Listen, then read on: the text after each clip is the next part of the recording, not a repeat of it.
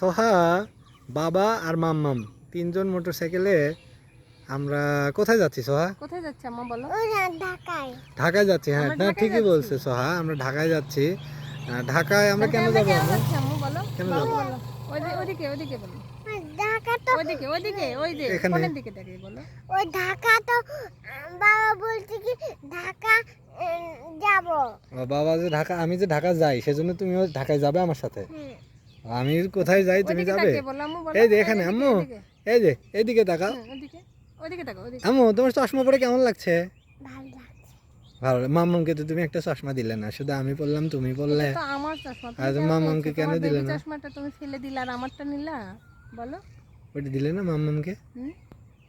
মাম্মামের চোখে যদি পোকা যায়?